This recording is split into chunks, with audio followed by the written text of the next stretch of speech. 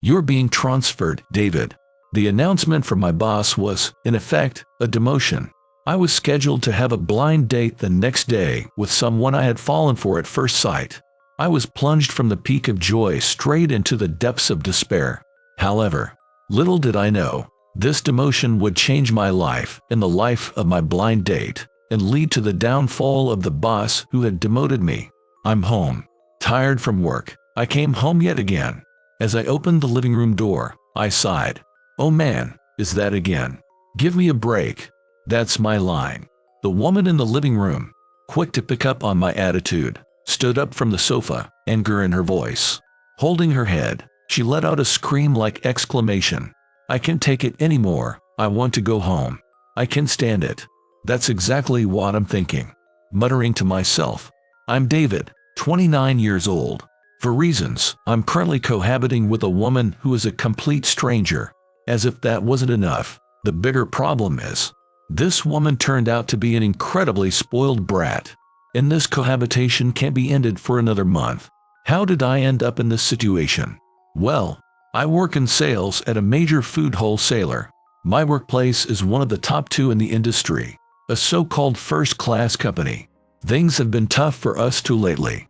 Prices are rising, and conversely, sales are falling. Indeed, that's what everyone says. So, is there anything cheaper? But I don't want the quality to drop or it to look cheap. I know. Facing the unreasonable demands of my business partner, I opened the bag I brought with me. Actually, I thought you might say that. I've brought along a few products I'd like to recommend. Let's see, this does seem to have good quality. Is it really that affordable? In this one, as a final push, I lay out another product on the table. These tomatoes are grown using environmentally friendly farming practices. What? Surprised by my words, my business partner's eyes widen.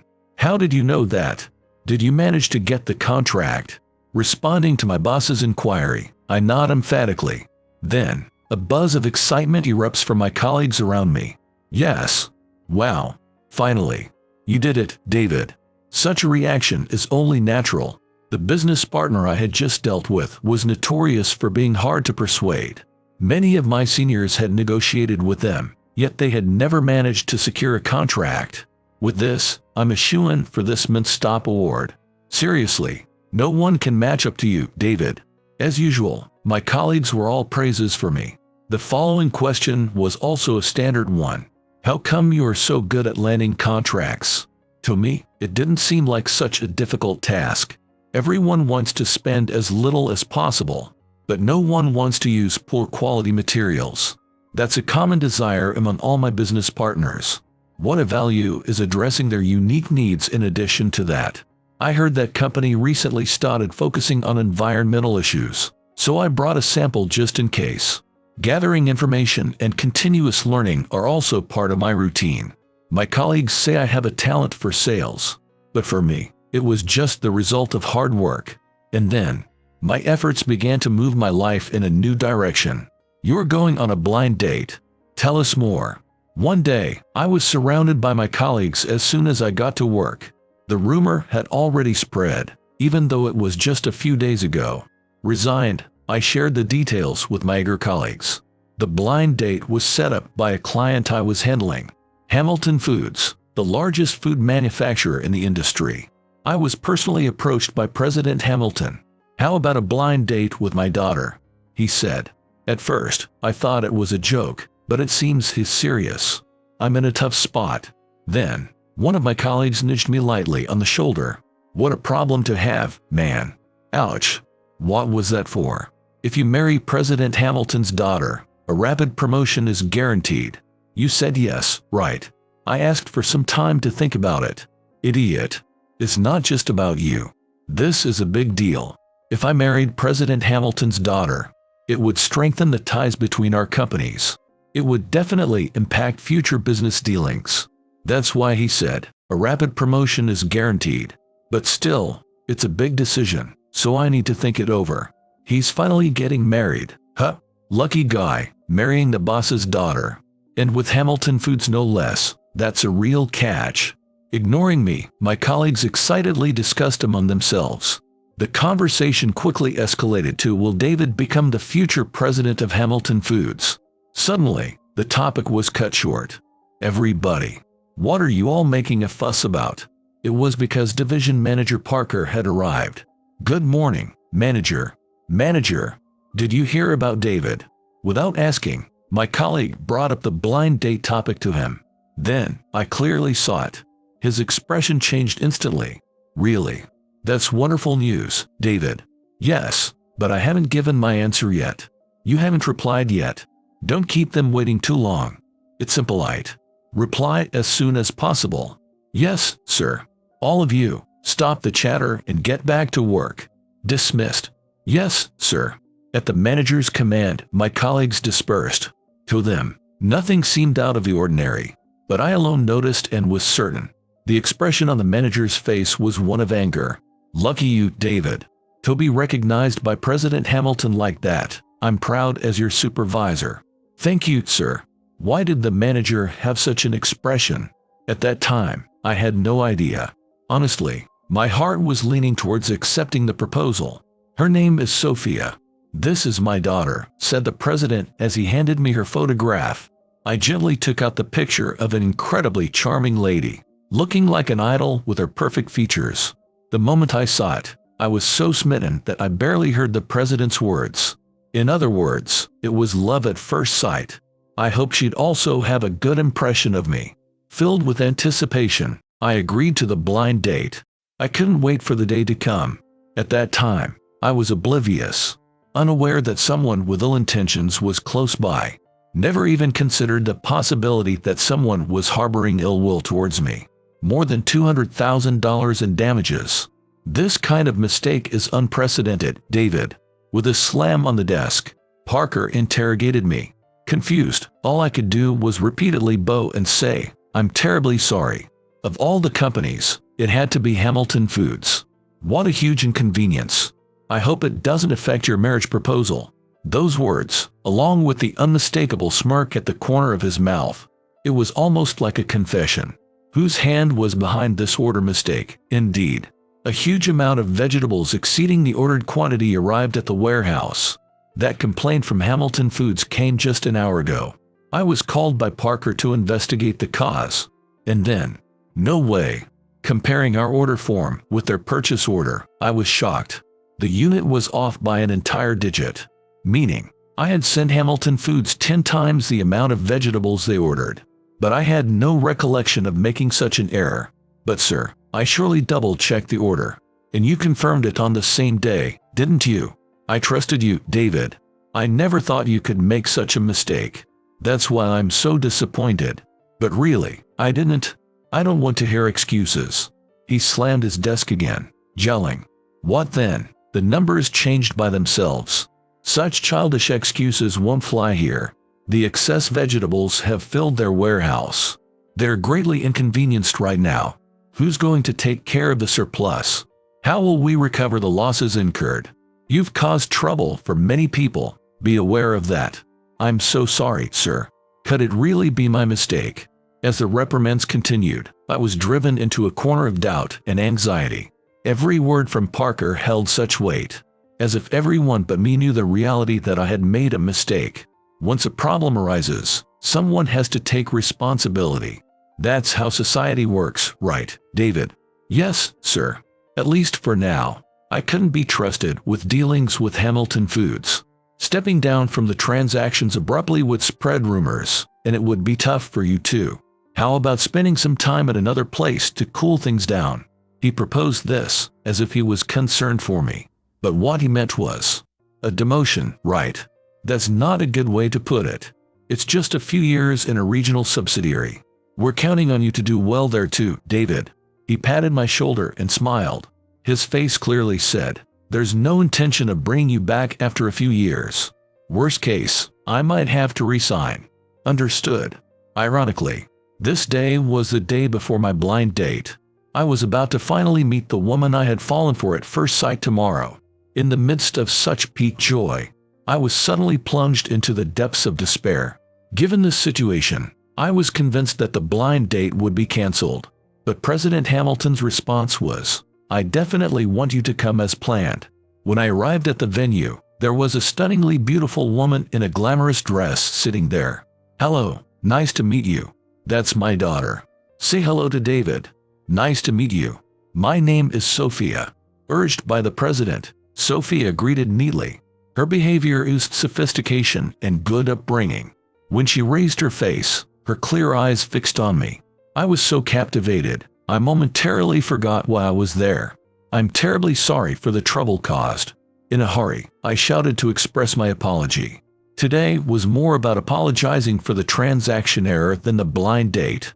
And to discuss that matter, President Hamilton, actually, I confessed to the president that I was being transferred to a regional subsidiary starting next month.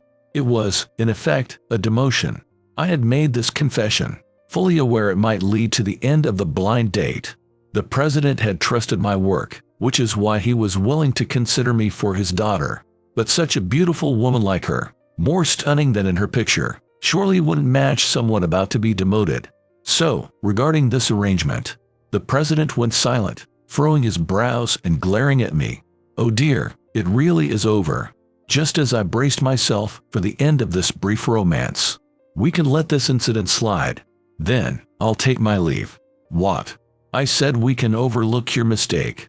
"Really? We'll buy all the delivered vegetables. Such an amount, I can easily handle with my connections." "President, thank you so much. At least now, I won't be causing trouble for my colleagues at the company." As I was feeling grateful, President Hamilton continued, "However, if you agree to our condition, of course, I'll do anything." "Are you sure?" Surprised by his sudden smile, I felt a jolt of nervousness.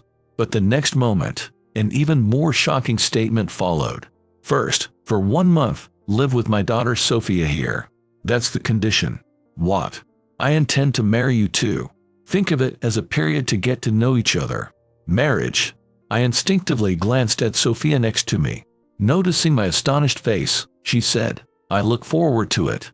Seemingly, she was already agreeable to the idea. "But I'm being demoted." "That doesn't matter. If you marry my daughter, we'll continue doing business with your company. I'll speak to the higher-ups.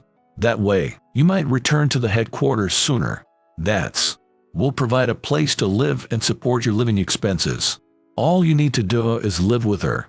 It's a good deal, right?" It was such an attractive offer that it made me hesitate. Just living with the lady would save both me and the company. And with such a beautiful woman. What does the president gain from this deal? Before I could ask, I found myself nodding and saying, "I understand. Is that so? You'll accept? Then, let's contact each of our companies right away." "Yes, sir." That's great." Laughing, President Hamilton left the room to make the call. I sat there, stunned, unable to move. Then, Sophia said to me, "Don't get the wrong idea." Her tone was entirely different from before. "Huh? If I don't live with you, my allowance will be cut off. I have no intention of marrying you. What's happening here?" Regardless of my confusion, the company's damage was somehow averted. But the fact that I made a big mistake remained unchanged. In the end, I was sent to a subsidiary, essentially a demotion in disguise. And then, I started living with Sophia in a condo arranged by President Hamilton. Now, back to the present. "Sorry, I always leave before you." "It's okay. Your home is far away. Good work. See you tomorrow." My colleagues greeted me warmly. I responded, "Thanks, see you tomorrow," and left the company. I was sent to a small candy manufacturer, a subsidiary of the company. It's a tiny company where no new products had been developed in years. I was assigned not to sales but to product development. It's like being put out to pasture. How much do they not want me back? Thankfully, all my colleagues were nice people. They let me leave a bit earlier than everyone else, considering my long commute from the new condo. Their constant care for whether I was struggling in the new environment was evident. Thanks to them, I thought, let's start afresh and do my best here. However, the commute alone was a struggle every day. After a week, I was completely exhausted. I just wanted to relax at home, but, oh man, is that again. As soon as I opened the living room door, I sighed. It looked like a burglar had rummaged through, with things and clothes strewn all over. Give me a break. The culprit, reacting sharply to my grumbling, leaped up from the sofa and confronted me, saying, "That's my line. Where's the replacement for my hair treatment? I've been looking for it forever." "It's because you haven't bought it. Buy your own stuff. I've said that many times. You could have bought it for me. I've been telling you that many times too. I really needed a break. Hate this life," she said, holding her head. I tried not to provoke her further. I quietly sighed again. Raised by doting parents, she grew up spoiled. "We need to take action," President Hamilton had said. "Embarrassing as it is, she can't do anything on her own." He revealed the true reason behind the sudden cohabitation. Sophia had always been selfish, and at 24, she hadn't changed. Fearing she'd never marry and they'd have to care for her forever, her parents chose me. Living with a stranger like me might teach her some harsh realities of life. Just ignore her whims. Make her do things herself, or you'll end up taking care of everything after marriage. Those words deeply chilled me, and I decided to focus on this 1 month, to teach Sophia common sense and help her become capable of managing her daily life independently. But I underestimated her. I hate this small room. I hate the countryside. I hate living with a man who's so inconsiderate. Sorry for being inconsiderate. Let's clean up together. I don't want to. Oh man. She was like a little child. While I understood the stress of being sent to a completely different environment from her pampered home, my own home had become this after a tiring day at work. My stress was only building up. I can stand it. I want to go home. I can't last another 3 weeks. That's exactly what I'm thinking. As I muttered, she screamed and threw a cushion at me. Despite the situation, I endured, remembering the president's favor and my love at first sight for her. But even I had my limits. There's no way I'm doing that anymore. It all started with that statement from her. When I got home from work, the plastic bag that was in the fridge in the morning was gone. When I asked Sophia, she said, "I threw it away." Threw it away? Really? It's trash day, right? I took it out for you, along with that. What are you doing? Startled by my loud voice, she trembled. Why are you angry? I took out the trash properly. That's not the point. Why did you throw it away? That's what I'm asking. Just because I don't eat that kind of thing. Such cheap snacks.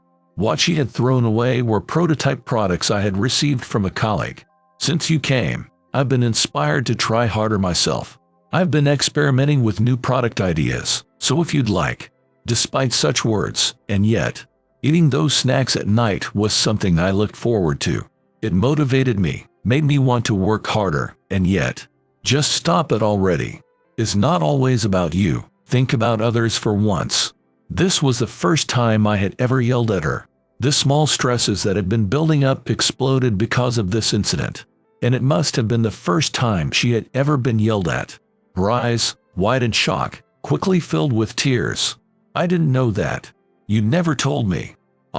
Seeing her tears start to fall, my anger quickly cooled. Indeed, I hadn't told her, thinking she wouldn't be interested anyway. And I did take out the trash properly. I hadn't told her that today was the day for burnable trash. Assuming it would be pointless to tell her, I had planned to take it out myself, but forgot the bag at the entrance. Was this the only thing where I thought, as long as I know, it's fine. Living together isn't supposed to be like that, right? Huh? Sophia, do you even know where the store is? At my question, her face showed a sudden realization. Indeed, I was the only one who knew, and I hadn't told her. In that case, she couldn't possibly go shopping by herself. Do you know how to use online shopping sites? I don't know. How about using a map app? No idea. She didn't know anything. Those words were more directed at myself. I hadn't taught her anything, nor did I understand what she didn't know. Yet we have been living together for 2 weeks. I appreciate you taking out the trash. I should have said that first. It was so heavy, and it was hard to carry it all the way down. But I wish you had asked before throwing it away. From now on, I'll let you know what not to throw out. The shampoo is also almost gone. Let's go buy some together on Saturday. I'll show you around town. I've gotten quite familiar with it. Okay. From that day on, Sophia and I slowly started to talk. Likes and dislikes. What we wanted and didn't want from each other. What each of us could and couldn't do. I had thought Sophia couldn't do much, but it turned out she was good at calculations. I was good at math. It seemed pointless after graduation, though. That's not true. Can I trust you to handle our budget? I tend to overspend. If I must.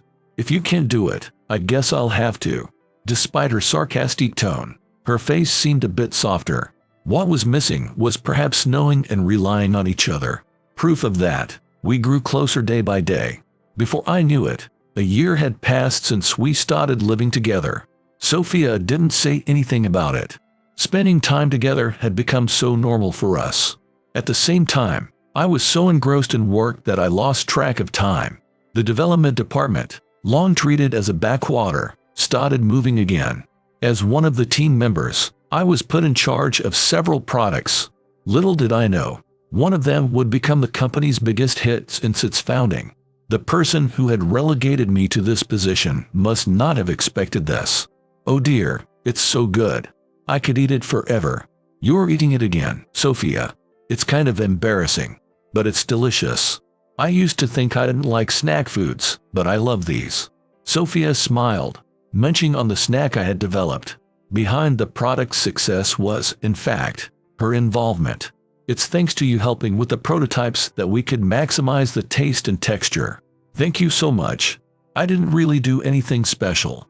Growing up as a gourmet, she had sharp taste buds and a wealth of culinary knowledge. Aimed to make a snack that even she would be satisfied with.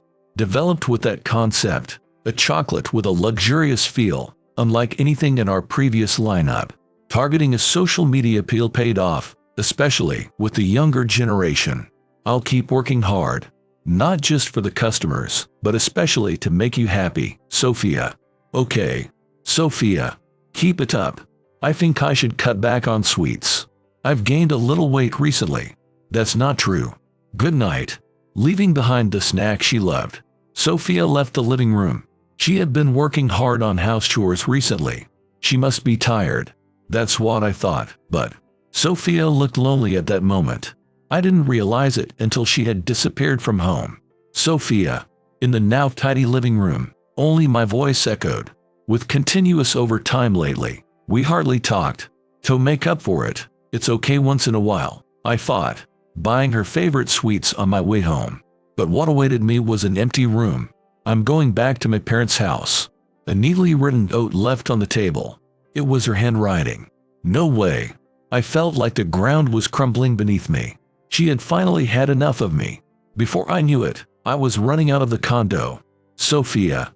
Jumping into my car, I sped through the night. My destination was clear her family's house, the Hamilton residence. No matter how late it was, I had no choice but to go. Sophia. It's me. Hours later, I arrived, pounding on the mansion's door, calling out repeatedly.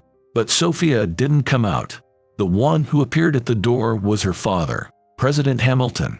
What time do you think it is? I'm sorry. President, is Sophia back? Sophia returned in the evening. Can I see her?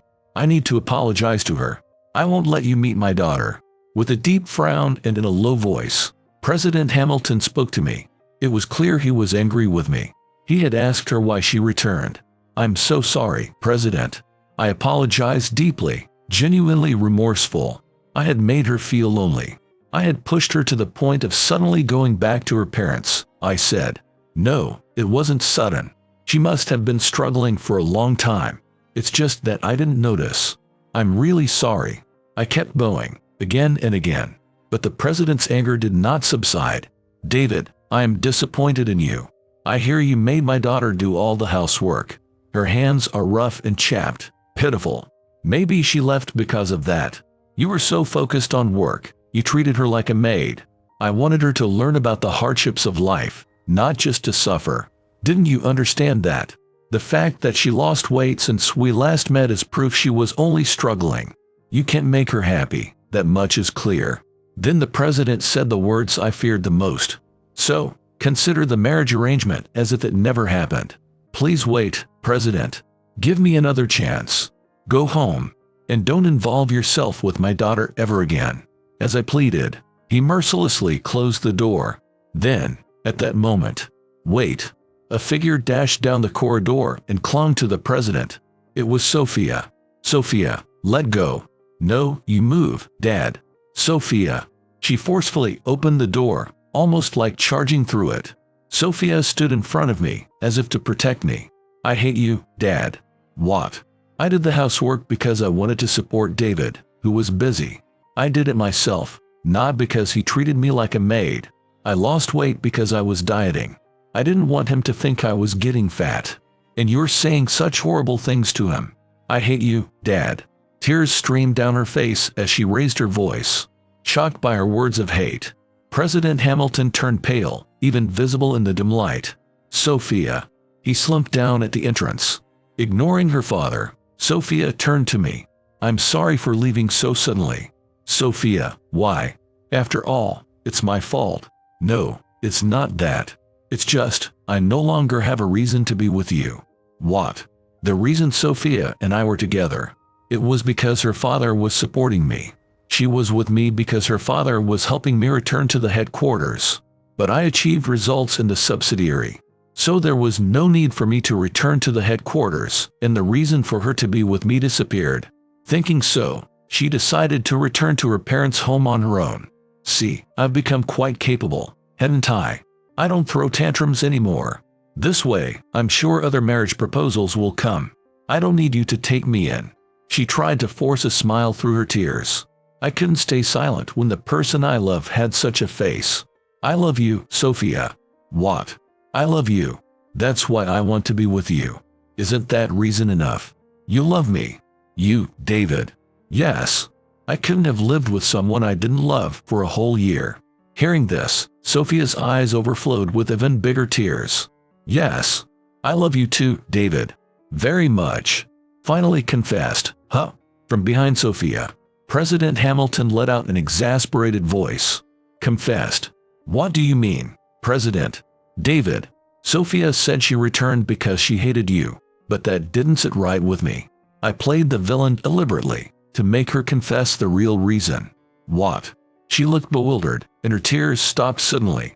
So, all the president's words earlier were an act. Sophia has always been spoiled, but she's a delicate girl at heart. She might run away every time something happens, but if you're okay with that, I'd like to entrust her to you, David. What? I couldn't fully grasp the president's words and tilted my head. Seeing this, he muttered, I wasn't wrong about you. What do you mean? I thought you were someone I could entrust my daughter to. Saying so, he revealed for the first time the reason he chose me as Sophia's matchmaking partner. Every time you visited our company, you greeted everyone politely, including the cleaners and younger employees, whom many think are okay to treat rudely. That caught my eye first. Once, I saw you outside the company. You didn't hesitate to guide an elderly person who was lost to the police station, despite apparently being in a hurry for work.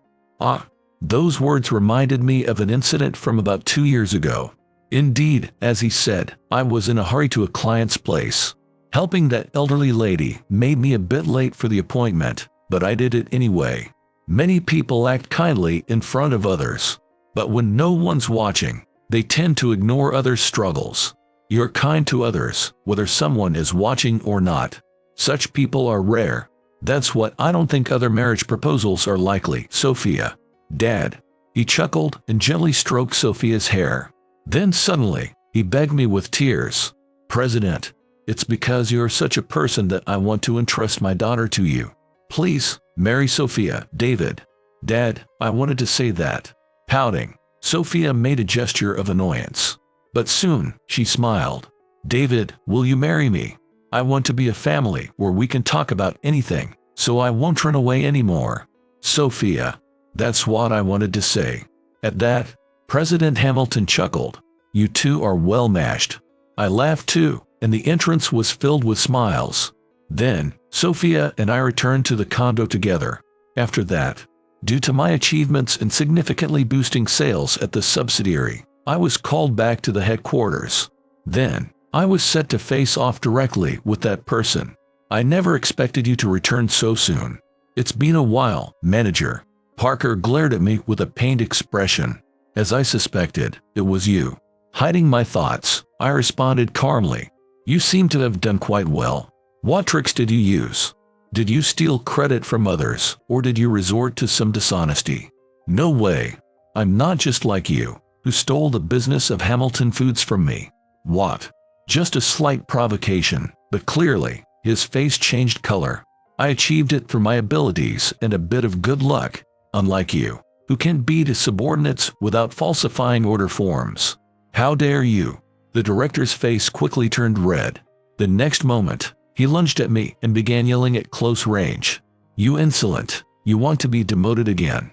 Next time, it won't be just a subsidiary.